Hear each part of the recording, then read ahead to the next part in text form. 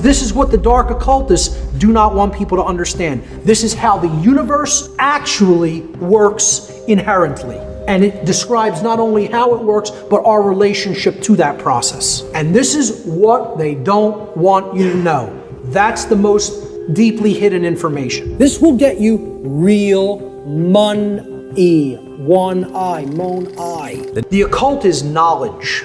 We're talking about knowledge here. Hidden information, and it's knowledge that is held very tightly by a few people on Earth. It's not widely known. Sciences that people don't really understand, about how energy works in the universe. It's hidden knowledge that is hidden for a specific reason, and that's to create a power differential between people who understand it and those who don't. The occult is a body of science which is not widely known to the general population, consisting of hidden knowledge about the workings of the human psyche and the laws of nature, both the seen laws, meaning the physical laws, the physical sciences, and the unseen laws, meaning the spiritual laws, the laws that govern morality, the laws that govern behavioral consequence. There are two primary types of knowledge: the knowledge of oneself and the knowledge of the laws of nature. Understanding oneself involves exploring the human psyche, how it functions,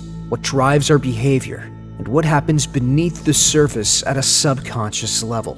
This inner exploration is known as the minor knowledge, or minor arcana in the occult, referring to knowledge that relates specifically to the individual. Although it's called minor, this doesn't mean it's less important. It just focuses on a smaller scale, individual experiences, thoughts, emotions, and motivations. It deals with the internal aspects of a person, what happens in the mind and subconscious, and how these affect personal actions and desires. On the other hand, the major knowledge, or major arcana, refers to understanding larger, external systems, how the universe operates on a grander scale. This includes the laws of nature, such as gravity, motion, and electromagnetism, as well as other physical forces that govern the natural world. These larger systems, or macrocosmic forces, affect everything in existence, from the behavior of galaxies to the smallest particles in the universe. The major arcana, therefore, deals with understanding the external, universal laws that apply to all of reality. The greater arcana, or the broader knowledge about the universe, not only includes the physical laws of nature, but also what's called natural law.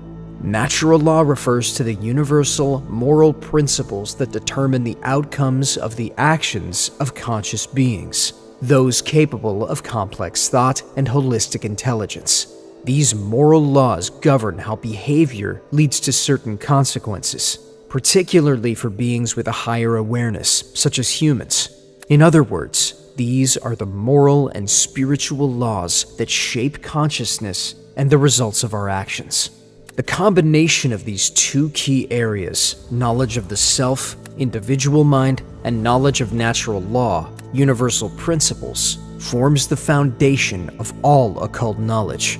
If someone controls these bodies of knowledge and prevents others from exploring or understanding them, they gain the power to manipulate people easily.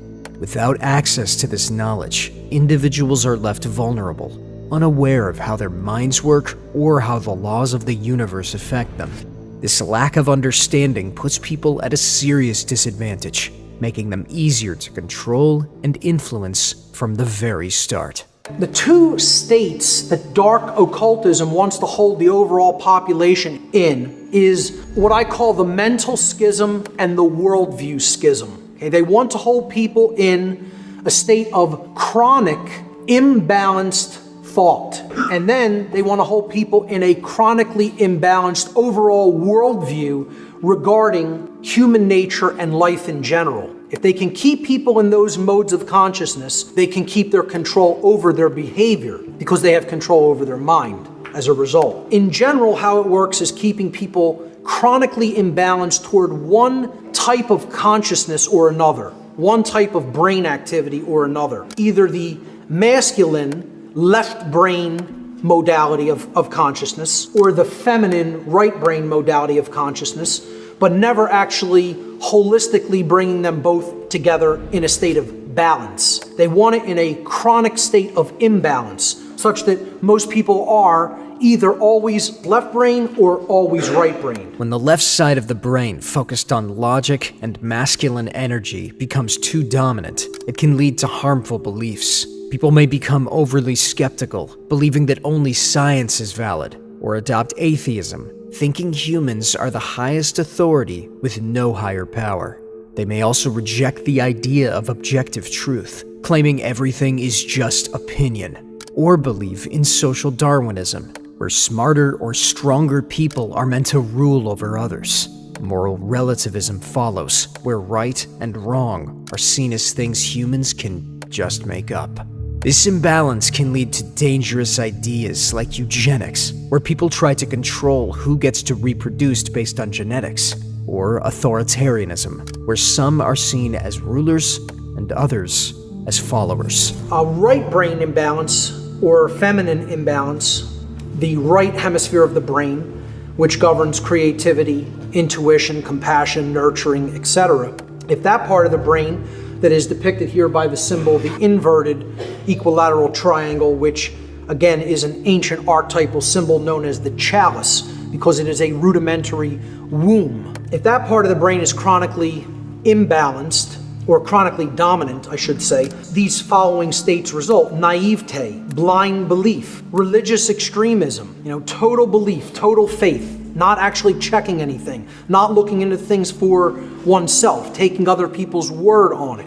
Solipsism, again, the belief that there's no such thing as truth. Both forms of mental imbalance can create that state. Moral relativism. You see so much moral relativism in the New Age movement. You think moral relativism is the exclusive domain of left brain imbalance. Think again, because people in the New Age movement are super right brain imbalanced in many cases, and you'll hear many of them saying there's no such thing as right and wrong. Those are religious concepts. I don't believe in those. Feelings of unworthiness, feelings of self-loathing, falling into patterns of following other people's orders, because hey, if you're naive, if you blindly believe, and you don't really believe there's such a thing as absolute objective truth, then I'm going to take somebody else's word for it. And if they say this is what's right to do, then I'm just going to go along, follow their orders. So many people are in that extremely imbalanced, dangerous state of mind. And I call this imbalanced thought slave think in general.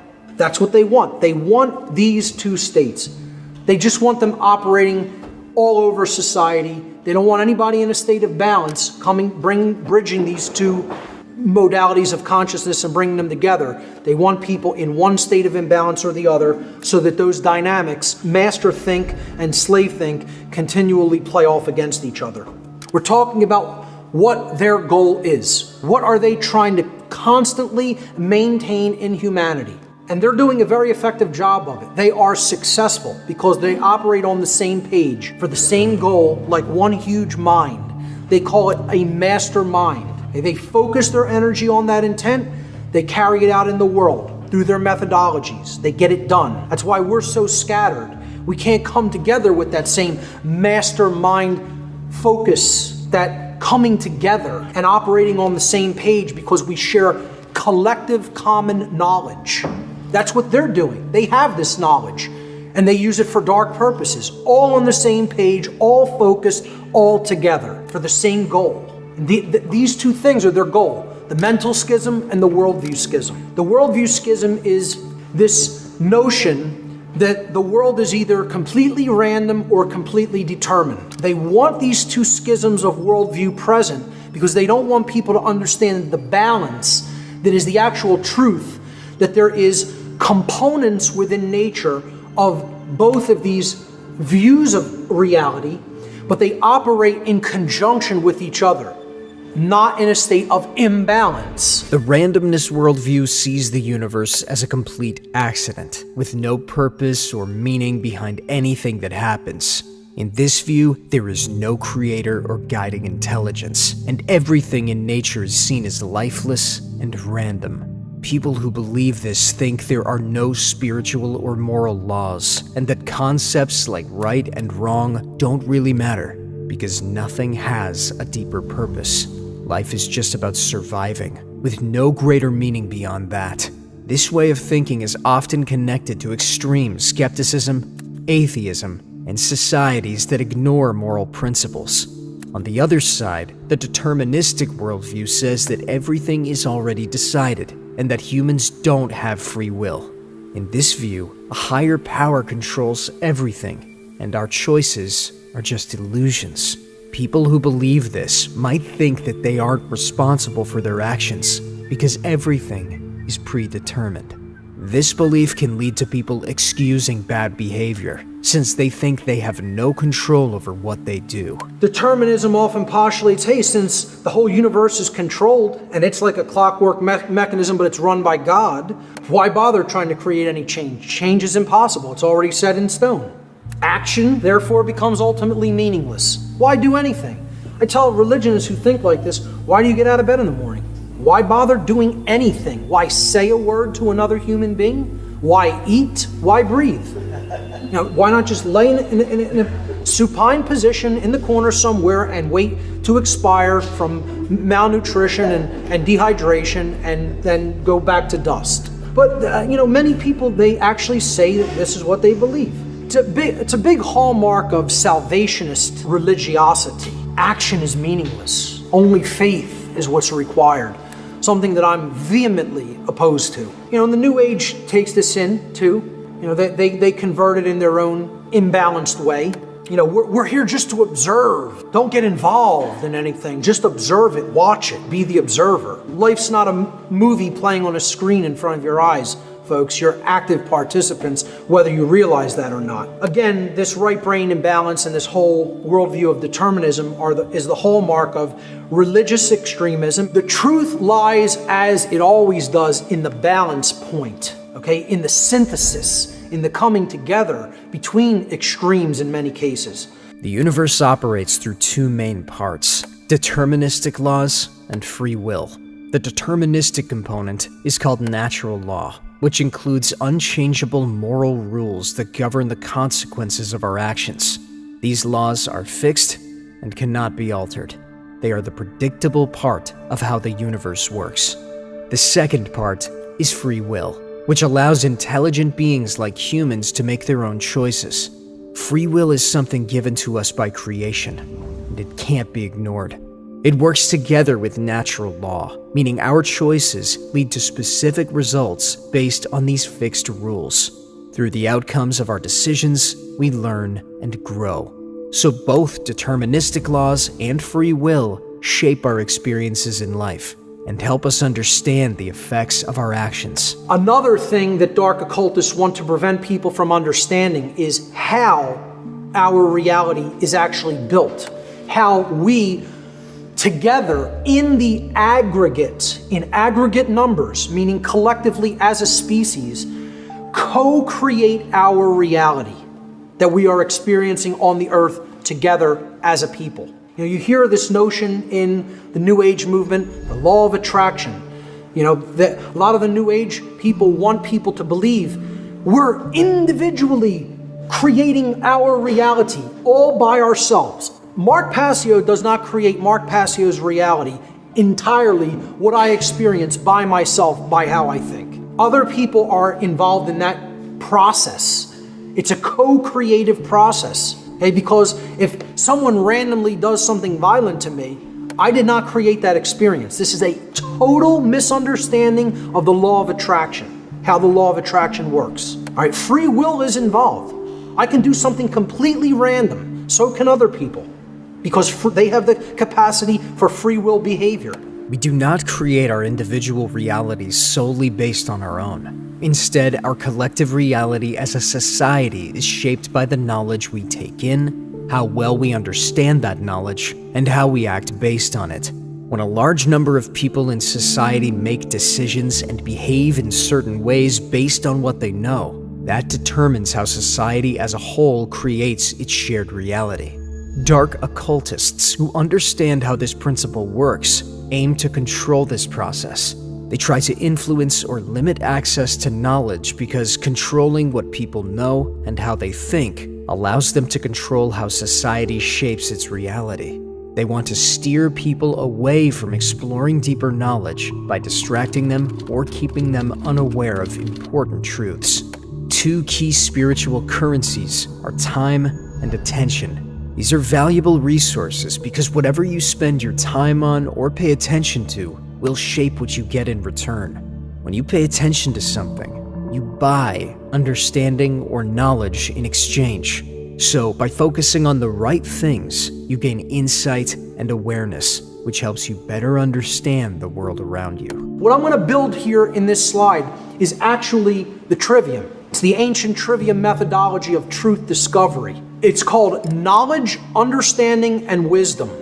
In the modern trivium, it's referred to as grammar, logic, and rhetoric. There's also what I call a computer analogy model of the trivium, which is input, processing, and output. They're all ultimately the same thing. So this is the grammar or input step of the trivium method. It's taking in all the seemingly disparate pieces of information that are out there. You're gathering your grammar, you're gathering your different pieces of your vocabulary. Available information constitutes potential knowledge that we can gather, that we can process, that we can come to understand, and then that we can act upon. If we don't do that, we have ignorance. We haven't even looked at it. So the opposite of knowledge is total ignorance. You haven't even begun looking into it. The second level of how our reality is built is it's built atop knowledge. On top of that knowledge as a foundation, you either have a grasp or an understanding of those principles or you do not. So you either learn what that knowledge means and how it works, or you don't have a deep understanding of that. So these are decision-making, filtering processes. This is the logic step of the trivium. Or in the computing analogy model, this would be the processing step. These processes take place in the human mind and are chosen by each individual based upon the available information that they have taken in. So if you haven't done your grammar or you haven't aggregated your knowledge in step number one of this process, you can't possibly do the processing and come to an understanding of it. That's why so many people have no understanding of the principles of the occult sciences, because they haven't even started beginning to learn what the occult is or what it contains. So you can't possibly arrive at an understanding of how the universe works if you haven't gathered that knowledge. Then the third step in this process is acting. Actually taking action based upon your understanding. Each individual in a society, each individual's behavior is based upon the quality of their decision-making processes that they exercise in step number two, which in turn were based on the quality of the available information which they took in. Now again, notice, wisdom is action. It's different than knowledge. It's different than understanding, all right? Knowledge is something that exists inherently, and you can take it in objectively. Understanding is an internal process that goes on within the self, based upon the knowledge that you've taken in and processed. And then wisdom is action. It's what you do in the world with the knowledge that you have accrued and understood. So again, I put here, or lack thereof, in every one of these blocks. The lack of knowledge is ignorance. The lack of understanding is confusion. And the lack of wisdom is folly. One more level above that is what we get based upon what we've done. What is manifested? What is generated? What do we experience? The manifested reality. It's the quality of the conditions that we experience. And the quality of the condition which manifests collectively in our society, in any society, is based upon the aggregate quality of behavior within that society. So again, it's a stepwise progression. What we've taken in, what we've come to understand, how we behave, what we get. I tell people this is the most powerful slide in all my work. If you understand one slide, deeply understand this process, because this is what the dark occultists do not want people to understand.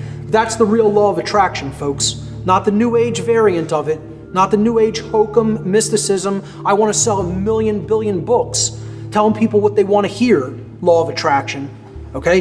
This is how the universe actually works inherently. And it describes not only how it works, but our relationship to that process. And this is what they don't want you to know. That's the most deeply hidden information. Time and attention are described as spiritual currencies because, like money, you invest them in different things. When you spend time or pay attention to something, you get something back, like knowledge, understanding, or experience. The more time and focus you put into something, the more you receive in return, just like investing money. This is what real money is, folks. Real money. This will get you real money. One I, mon I. Okay? If you want real money instead of the fake Federal Reserve nonsense fiat paper currency money that isn't worth the paper it's printed upon, then keep thinking that that has value. Okay? And people who say gold is value, gold is real money. Yeah, well, I ask people, what intrinsic value does gold have? And they say, well, it's been traded with throughout time immemorial. People have valued it all the time. Does that make it intrinsic? You answered my question. It's like saying, why does that projector have intrinsic value? And you say, because I find it valuable.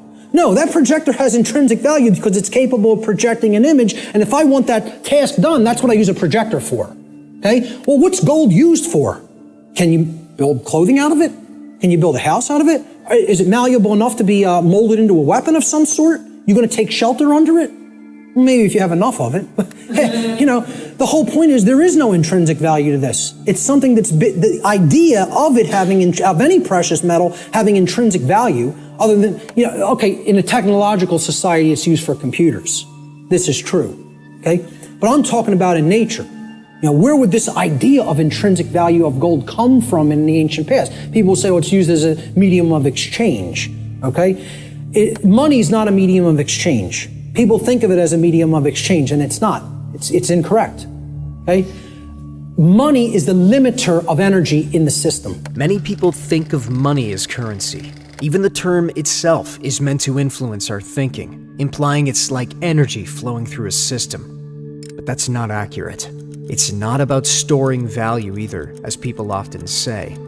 In reality, money acts as resistance within the system. It's the force that resists change.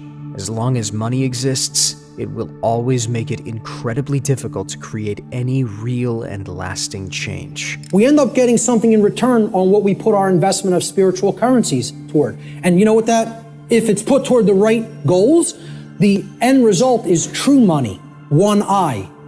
Okay? True spiritual vision. The ability to see, to unoccult something and see it for what it really is. That's what comes from truly putting time and attention onto the right things. This return could come in the form of knowledge.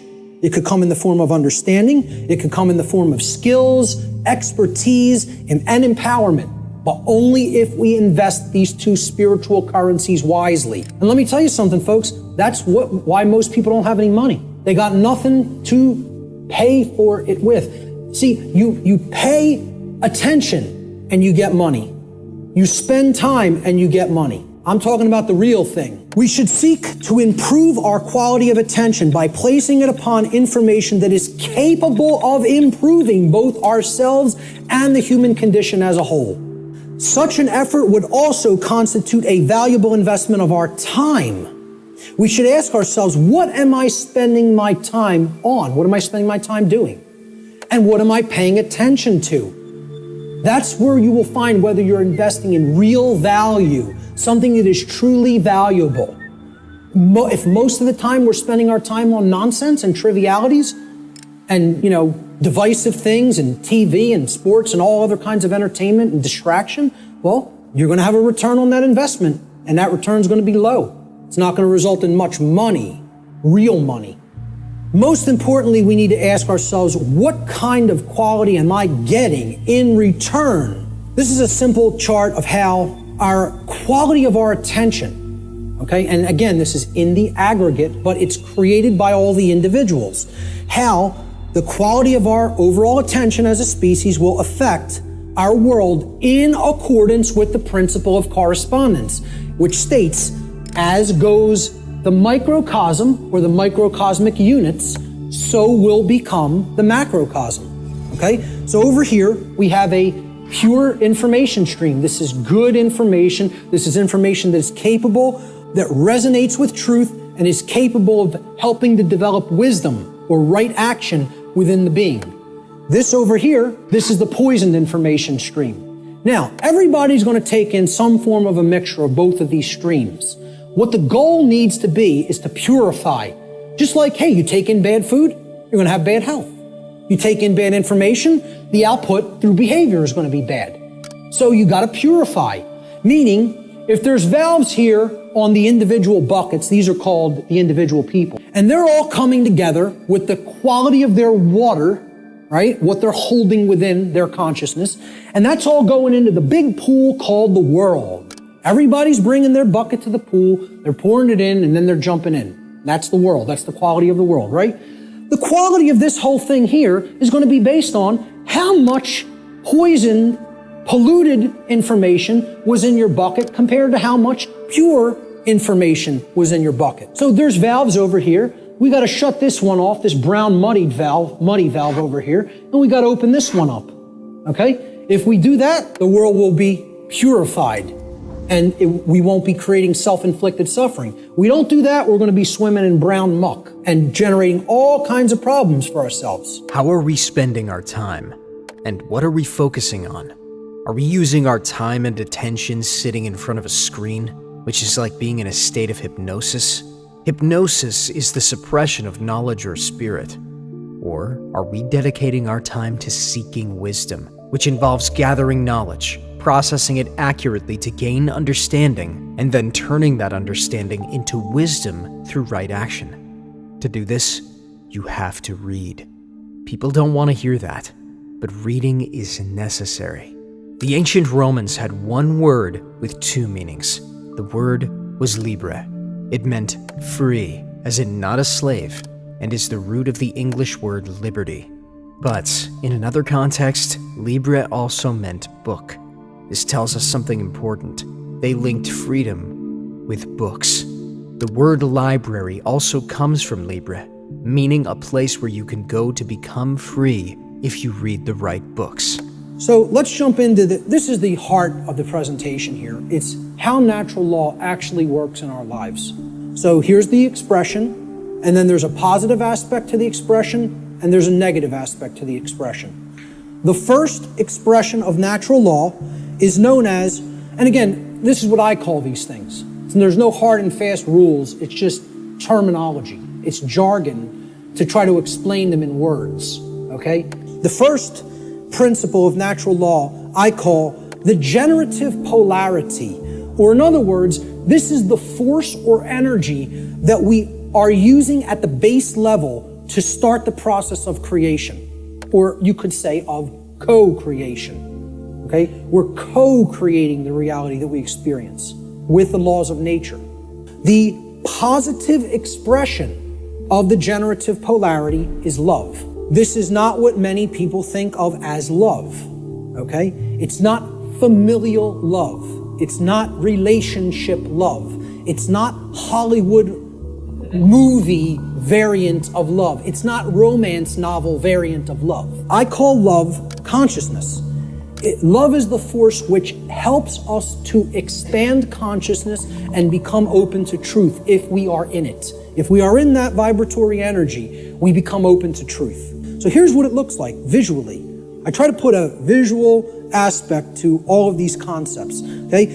And people would think I'm going to put two people together kissing or hugging or something like that, okay? Love is inside each individual if it's present. It is this force that opens up our consciousness. It's the flowering expression of consciousness, okay? So how I word this is the positive aspect of the generative polarity, the first expression of natural law, is love. In regard to natural law, love should be seen as the expansive force for consciousness. It is the force which helps us to become open to truth and expand our awareness. Now, the negative expression of the creative polarity is the exact opposite of love. So people will automatically think, well, that's hate. And it is not. Because the thing that puts consciousness in a box and prevents it from growing and keeps it where it's at is what? Fear. There it is. Fear. Fear is the basis for unconsciousness. You cannot be unconscious of anything in particular unless you fear it. Okay, that's what shuts consciousness down. And here's my visual for it. Fear. I don't want to look at that. That's too horrible for me to contemplate. That can't be true. I don't want that to be true. That's all fear. Fear is the contractive force for consciousness. Fear is the force which influences us to become closed to the truth, and it is the force which ultimately shuts down our awareness. That's why so many people are unconscious, because they are fearful. They are fearful of the responsibility that comes with knowledge, and most of all, they are fearful of having to act based upon knowledge, because that requires courage. The second stage of natural law, called the initiating expression, refers to the first visible and recognizable results in our lives after we set a process in motion. This begins when we choose between two core forces, love or fear. If we choose love, something positive happens. We become open to truth. Love is an expansive force that opens our minds to awareness and understanding. The result of choosing love is knowledge, which comes from accepting the truth. This is why knowledge is the first step in creating positive outcomes in life, and it starts with the openness that love brings. On the other hand, if we choose fear, the opposite happens. Instead of knowledge, we experience ignorance, which is the refusal to accept the truth. Fear closes us off from learning and awareness. The idea behind this is that understanding yourself leads to understanding the universe. The Greek mystery tradition summed it up with the phrase, "Know thyself," meaning that by understanding the microcosm, yourself, you also understand the macrocosm, the universe. The positive side of the initiating expression is knowledge, which improves the quality of our lives by helping us make better decisions. Whether it's understanding how a car, a computer, or the human psyche works, knowledge is the foundation for maintaining and improving anything. To create the conditions we want on Earth, we must learn. Learning and gaining knowledge are essential. Many people resist this idea, hoping they can create the life they desire without learning. But that's not how reality works. On the negative side, ignorance is the refusal of truth, which stems from fear. People who choose fear avoid learning and remain closed off to truth, which prevents them from improving their lives and the world around them. So here's what I put as the image for ignorance.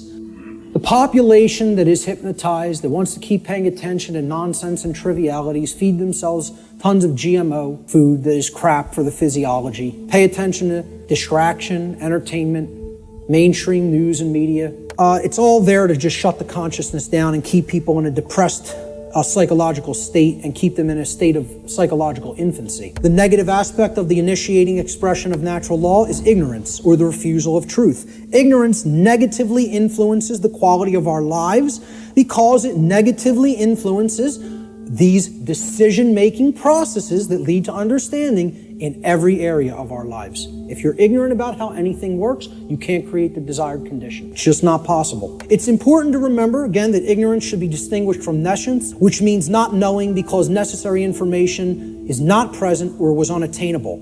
Ignorance, on the other hand, means not knowing even though necessary information is present because that information has been willfully refused or disregarded. And again, to keep us in ignorance, they don't need to hide the information anymore because it's not hidden anymore. It's out. And then once again, it's available at your fingertips for free if you have the desire to take it in. Now, the manipulation mechanism that is used is dissuade people from looking at it, provide endless entertainment, provide endless amusement, provide endless distraction, and say there's nothing to any of that stuff. That's just some old crazy religion that you don't need to understand. It's no different than any other religion, believing that natural law exists. So people will be dissuaded from ever looking into it, and they'll disregard it of their own choice. Thomas Jefferson said that if a nation expects to be ignorant and free in a state of civilization, it expects what never was and never will be. Freedom and ignorance are antitheses of each other that can never coexist simultaneously. That is an impossibility in natural law. I'm going to put up a couple other quotes on ignorance. Samuel Adams said, "No people will tamely surrender their liberties, nor can any be easily subdued. When knowledge is diffused," that means it's everywhere present, "and virtue is preserved," meaning morality. On the contrary, when people are universally ignorant and debauched in their manners, meaning purely selfish and only worried about themselves, they will sink under their own weight without the aid of foreign invaders, meaning the society will turn inward on itself and collapse and destroy itself just based on the fact alone that the population is ignorant and they are ensconced in moral relativism and other forms of debauchery and just self-pleasure as their highest virtue, their highest desire. Socrates said that the only good is knowledge and the only evil is ignorance. The next expression, known as the internal expression, refers to what happens inside us after we make a choice between love and fear, between accepting the truth or rejecting it. Once this choice is made, it begins to affect our internal state. This step is about how the knowledge or ignorance we've embraced impacts our consciousness. The foundation of everything is based on this initial choice: love or fear, knowledge or ignorance. These are like two sides of the same coin. One represents truth and awareness, while the other represents a lack of truth or an illusion. Consciousness reflects truth, while unconsciousness reflects ignorance. Both are part of the same concept, but differ in degree: accepting or refusing truth. Once knowledge or ignorance is chosen, we move to understanding, which is an internal process. When we gain understanding by accepting truth and knowledge, the positive internal outcome is sovereignty. Sovereignty means recognizing that each of us is in control of ourselves, and we have the authority over our own being. This is described as an internal monarchy, where we are the sole rulers of our own lives.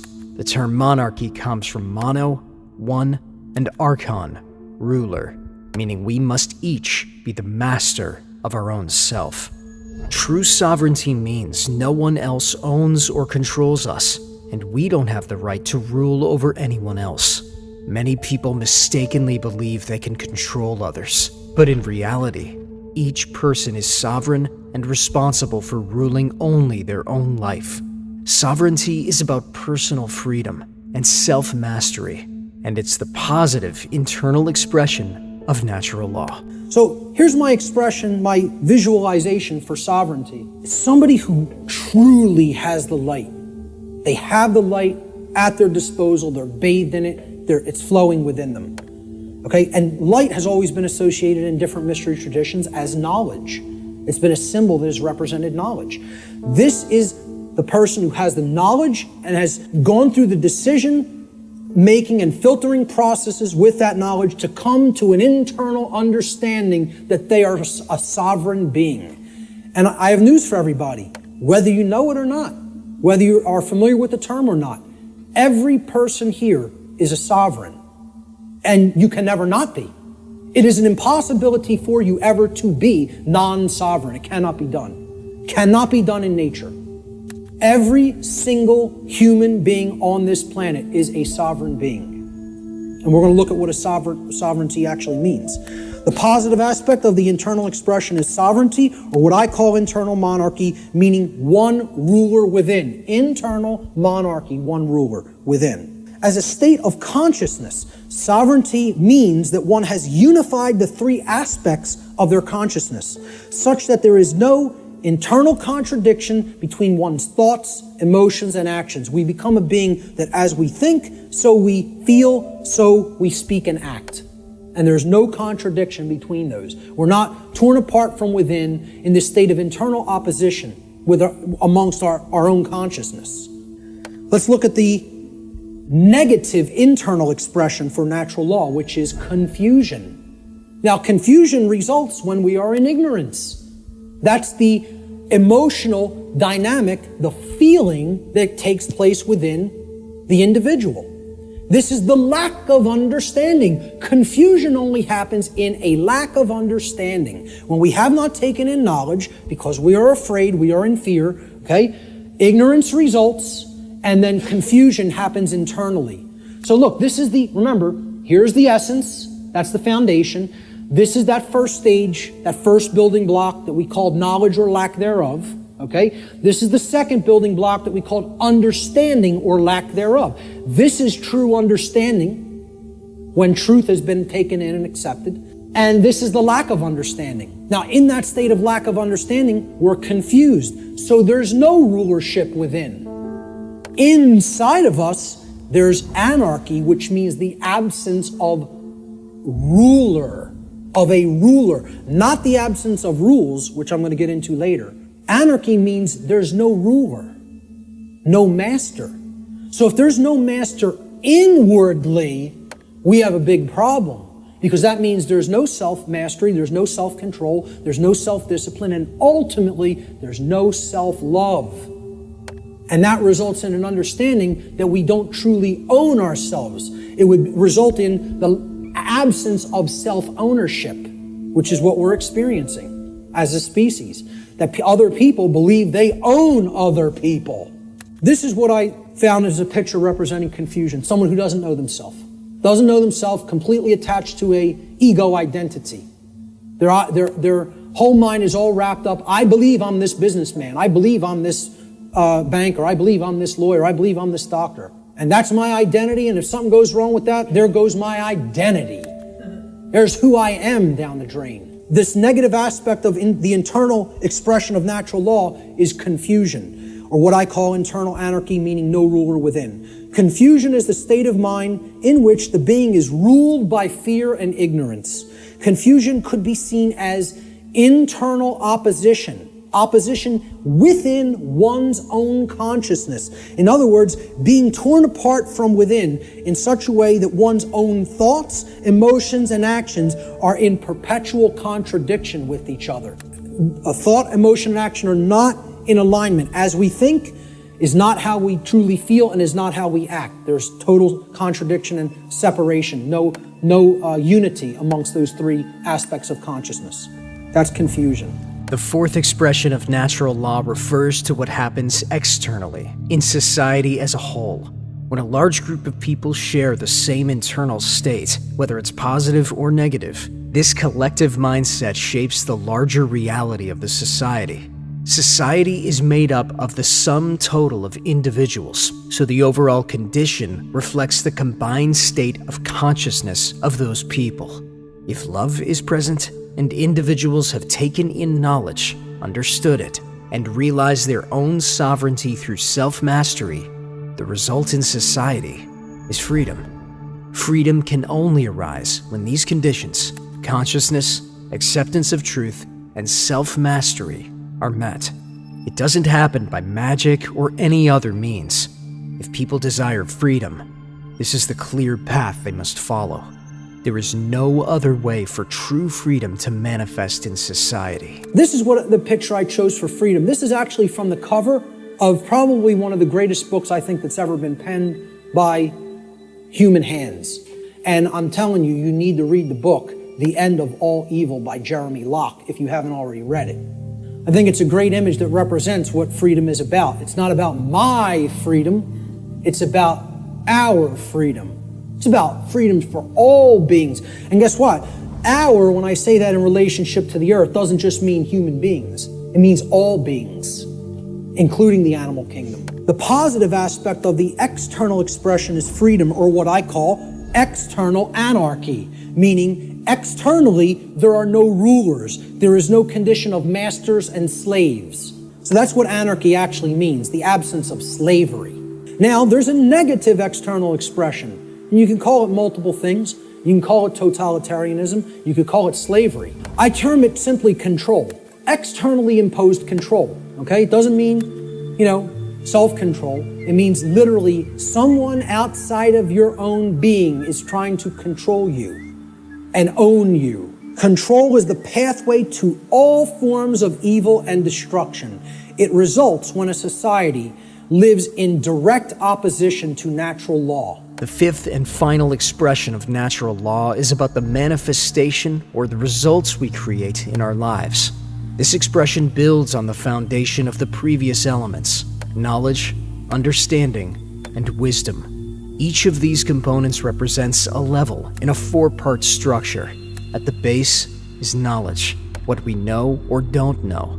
Above that is understanding, how we interpret that knowledge. Next is wisdom, which is the application of knowledge and understanding to our actions.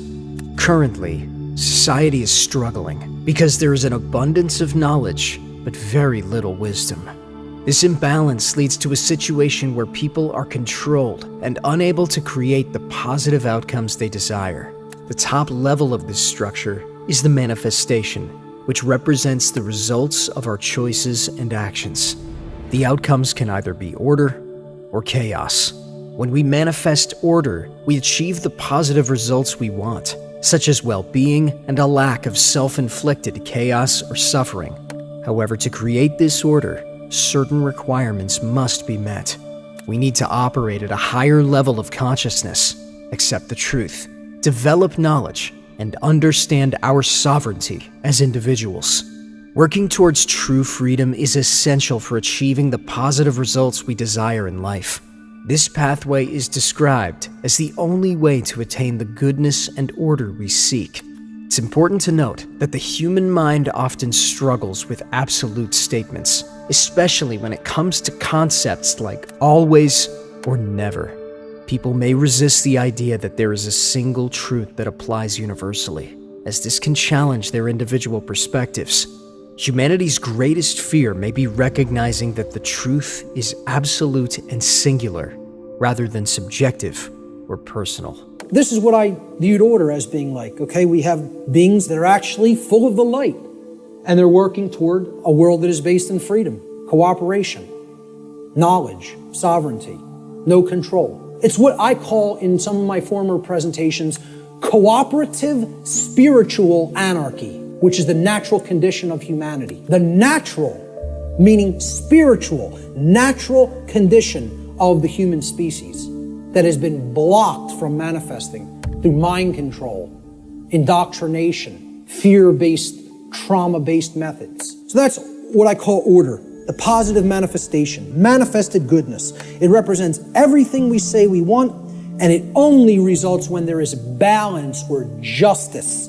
Justice comes about through adherence to natural law. Justice can only be present when truth has been accepted in our lives and our behavior has been brought into harmony with natural law. Cannot manifest any other way. That's the positive manifestation. The negative manifestation is the opposite of order.